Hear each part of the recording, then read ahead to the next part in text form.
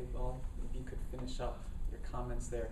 You know, JP, something that I really appreciate when I give a speech here is getting all the feedback. I enjoy sitting down and reading everyone's comments. There's a lot of very supportive things that people write, and a lot of good advice for how we can improve. So congratulations on doing your first speech. What's that? That is, I'm looking for. Yes. Thank you. Okay, and pencils down. I also wanted to say that. Well, we'll move on to our next speech, and our second speaker is Matt Ailey. Many of you know that he's a mechanical design engineer here at Medtronic, and told me that one of his keys to success is his great perseverance over the years. And today he's going to share with us some of his experiences with how his perseverance has paid off. And you might note the title of his speech, it's Perseverance, the Fourfold Approach. Matt?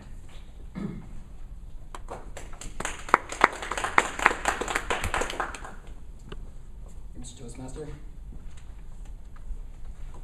if you had one shot or one opportunity to achieve everything you wanted in a single moment, would you seize the moment or would you just let it slip? About 10 years ago, I was in this position. I am under the lights, kind of in my crouched down position, heart pounding, adrenaline just flowing through my veins. I can almost hear Eminem's 8 Mile soundtrack going in the back of my mind. Lose yourself in the music, the moment you want it, you better never let it go, go. You only got one shot, do not miss your chance to blow, because opportunity comes once in a lifetime, yo.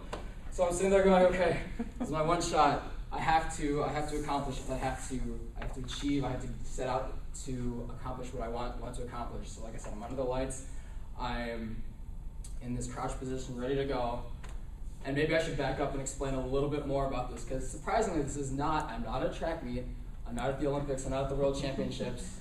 I'm actually in my room, at my desk, crouched over, with my phone in my hand.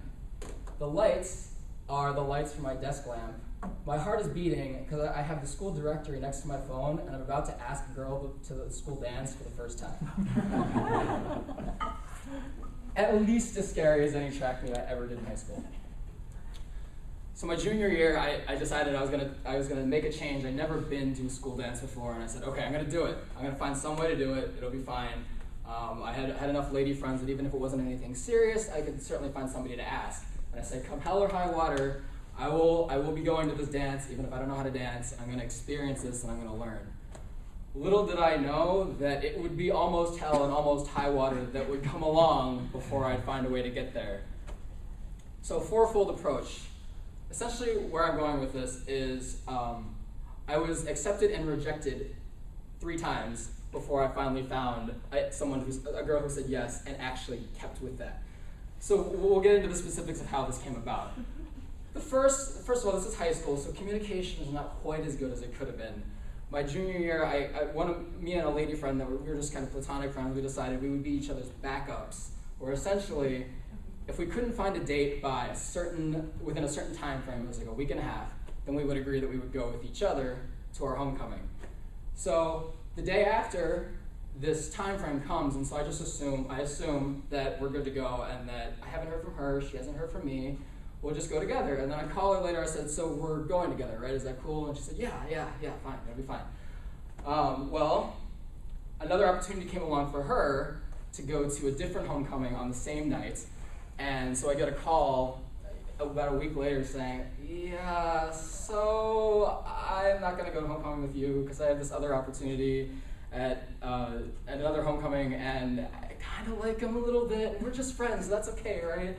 And I'm sitting there going, like, to me, a verbal contract is the same thing as like a written document from the FDA. I was like, you said a week and a half. It's a week and it's 2 weeks and 3 days. So you're past the deadline.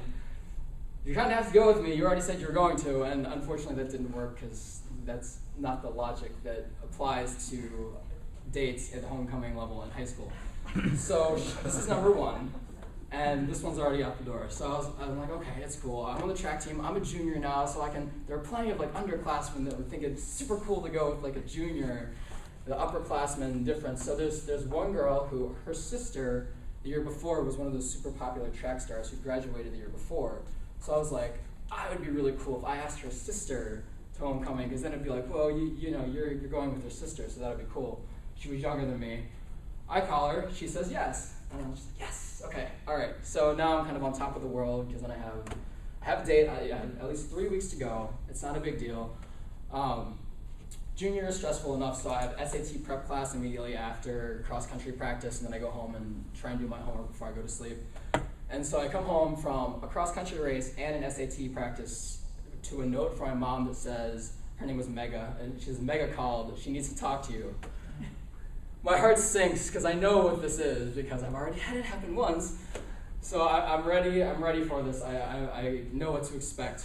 I call her, it's about what you would expect, where she says, I'd love to go with you, but none of my girlfriends are going to be there also, so I'd rather just go as a group with my friends, and I'm really, really sorry, maybe some other time.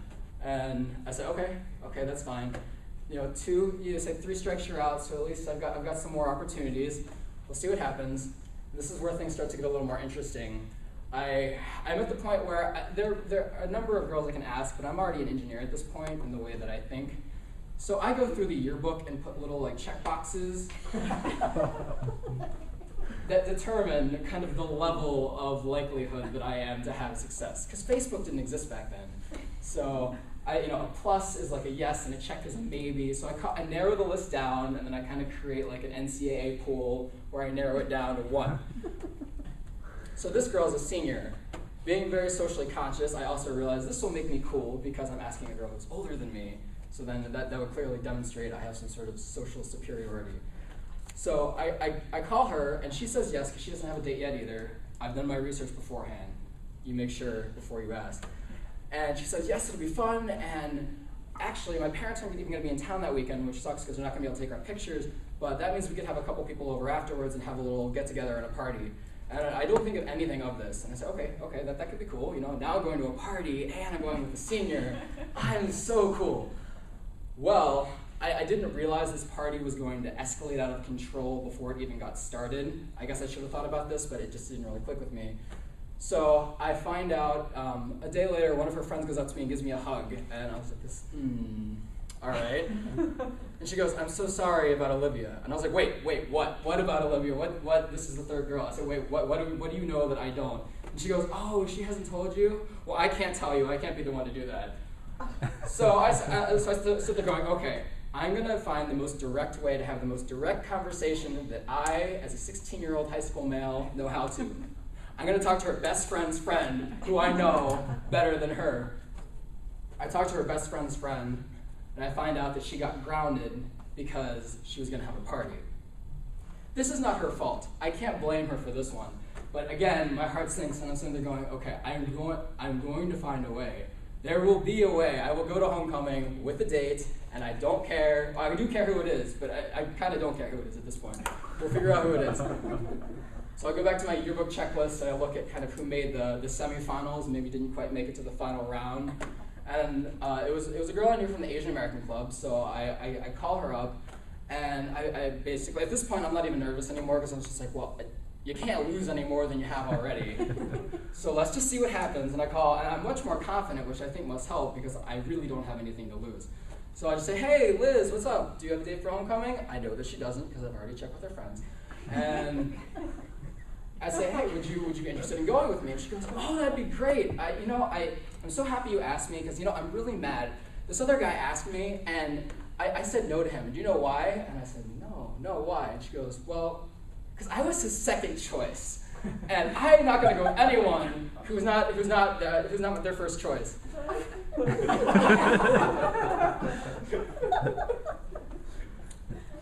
I'm not the kind of guy that can lie to somebody either, so I just circumvent that whole thing altogether, and I let it be. I say, okay, well, I'm so glad that you want to go with me. It will be an awesome night, I promise. I'll see you on Saturday. I hang up the phone. Things worked out. I did end up going with her. It was not too awkward. I knew her well enough that it wasn't uncomfortable, and I kind of learned how to do a little bit of you look around and you see that in high school nobody can really do anything other than the steering wheel anyway on the dance floor. So pulling back to the Eminem soundtrack, one of his quotes in there is, "You can achieve anything you want to, and success is my only option, failure is not." I think there should be a clause that's added in there that says, "As long as your fourth option doesn't know she wasn't your first." Mr. Toastmaster. Thank you, Matt.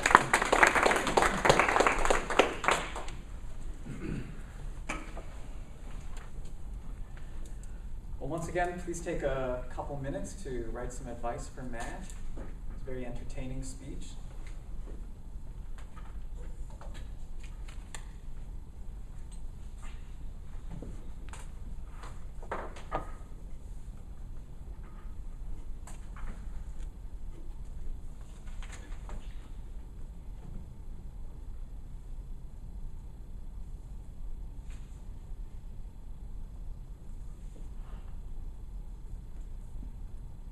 What's the objective of this speech? Speech number. This is number 3 of his the next step. He's completed the Oh, okay. CC manual, so it's the advanced manual of entertaining speaker. Okay.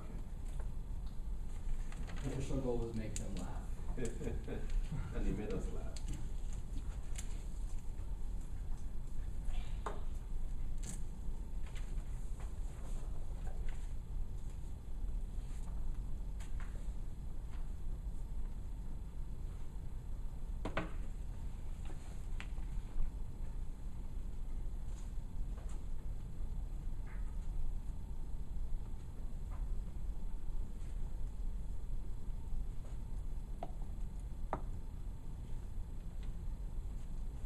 Okay, well, I see some people are still writing, but I was waiting for Maggie to put down her pen because she'll be leading us in the next section as Table Topics Master.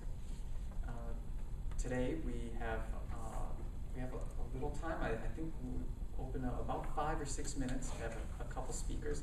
And Maggie, do you have some? Do you want the book? Yeah. Do you have it? Yeah. Oh, it looks like this is going to be very, very impromptu. This is going to be very impromptu. Okay. Well, would you like to lead us in table topics today, Sure, Maggie? I will. All right.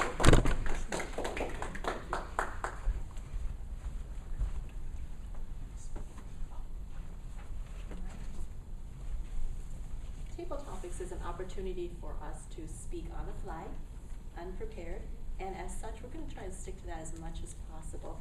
So I'm going to go ahead and actually what I'm going to do is read from this book. Thank you, John, for keeping it in the back pocket. And then what I will do is ask 3 different people. We have time for 3 different impromptu speeches today. About 1 to 3 minutes, and kind of just shoot from your hip. And the first person I'd like to call up today, and I'm just going to pick those 3 from our audience today that don't have any roles. And Jude, I'm not going to let you get away. Would you like to come up and be our first